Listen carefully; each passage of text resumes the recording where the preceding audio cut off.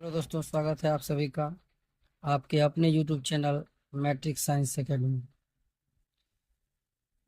आज हम लोग क्लास 12 के पॉलिटिकल साइंस के महत्वपूर्ण ऑब्जेक्टिव प्रश्न पढ़ने वाले हैं और यह सीरीज आपके एग्जाम 2025 तक चलते रहेगा।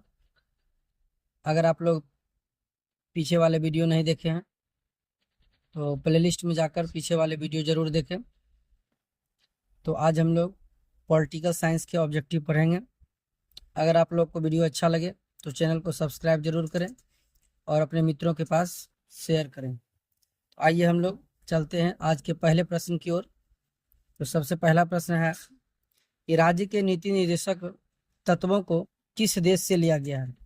अर्थात जब हमारी संविधान बन रही थी तो संविधान बनने के क्रम में बहुत सारे देशों के संविधान को अध्ययन करने के बाद कुछ कुछ बातें जो है दूसरे देशों के संविधान से अपने भारत के संविधान में रखा गया है। तो उसी का एक प्रश्न है विदेशी स्रोत से कि नीति निर्देशक तत्व जो है जो कहाँ से लिया गया है। तो पहला ऑप्शन आपका है इंग्लैंड, दूसरा ऑप्शन है कनाडा, तीसरा ऑप्शन है संयुक्त राज्य अमेरिका और चौथा ऑप्शन है आयरलैंड। तो आप सभी को पता होगा कि इस प्रश्न का जो सही उत्तर है वो है आयरलैंड। आयरलैंड के संविधान से नीति निर्देशक तत्व लिया गया है। तो इस प्रश्न का सही उत्तर ऑप्शन नंबर डी। अब आगे आइए दूसरा नंबर प्रश्न में चलते हैं।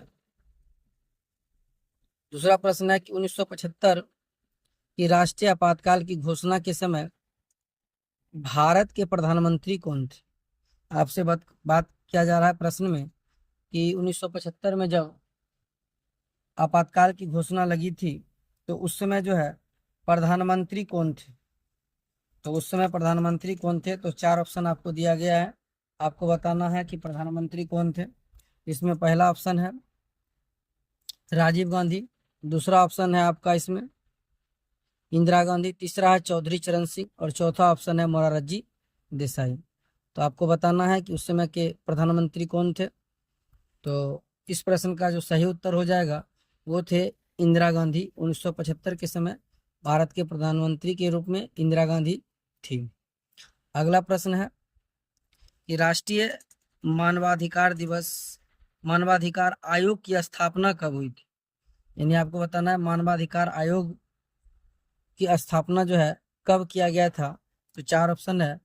पहला ऑप्शन है 1990, दूसरा ऑप्शन है 1993, तीसरा ऑप्शन है 1995 और चौथा ऑप्शन है 1997।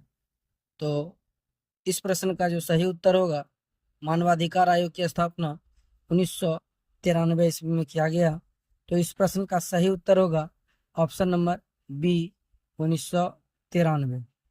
अगला प्रश्न है कि सिक्किम भारत का हिस्सा कब बना। तो पहला ऑप्शन है 1971, दूसरा है 1975, तीसरा है 1977 और चौथा है 1980। आपको सिक्किम के बारे में बताना है कि सिक्किम जो है भारत का हिस्सा कब बना। तो सिक्किम जो भारत का हिस्सा बना, तो इस प्रश्न का जो सही उत्तर है ऑप्शन नंबर बी 1975। नेक्स्ट प्रश्न है कि निम्न में से कौन से देश G77 का सदस्य है। तो G77 का जो सदस्य है वो किस देश को शामिल किया गया है इसमें। पहला है अविकसित देश, दूसरा है विकसित देश और तीसरा ऑप्शन है विकासशील देश और चौथा इनमें से कोई नहीं। तो इसमें जो आंसर इसका सही होगा इस प्रश्न का ऑप्शन नंबर सी, इसमें विकासशील देश का शामिल किया गया है। और अगला प्रश्न है संयुक्त राष्ट्र संघ का सबसे बड़ा अंग है। यानी आपको बताना है कि इस प्रश्न में कि संयुक्त राष्ट्र संघ का सबसे बड़ा अंग कौन सा है। प्रश्न का पहला ऑप्शन है महासभा, दूसरा है सुरक्षा परिषद, तीसरा है सचिवालय और चौथा है अंतर्राष्ट्रीय न्यायालय। तो इस प्रश्न का जो सही उत्तर है वो संयुक्त राष्ट्र संघ का जो सबसे बड़ा अंग है वो महासभा है। उसके बाद अगला प्रश्न है कि पंचशील समझौता कब हुआ। Option number A 1950, option number B 1952, option number C 1953 कर लीजिए 1953 और चौथा ऑप्शन 1954। तो आपको बताना है कि जो पंचशील समझौता हुआ था वो कब हुआ था। तो इस प्रश्न का सही उत्तर हो जाएगा 1954, ऑप्शन नंबर डी। अगला प्रश्न है कि वित्त विधेयक को राज्यसभा कितने दिनों तक रोक सकती है। यानी आपको बताना है कि अगर वित्त विधेयक राज्यसभा के द्वारा कितने दिनों तक रोका जा सकता है। ऑप्शन ए है 7 दिन, बी है 10 दिन, सी है 14 दिन और डी है 20 दिन।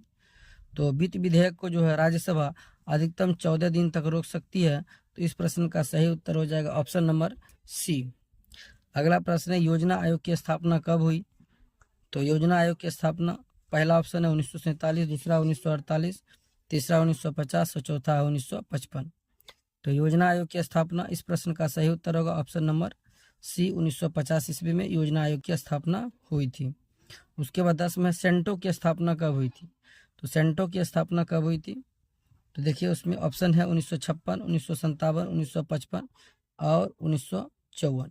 तो इस प्रश्न का जो सही उत्तर हो जाएगा वो हो जाएगा 1955। 1955 में सेंटो की स्थापना हुई थी।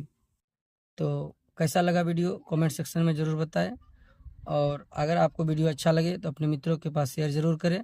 Thank you. बने रहिए अगले वीडियो के लिए।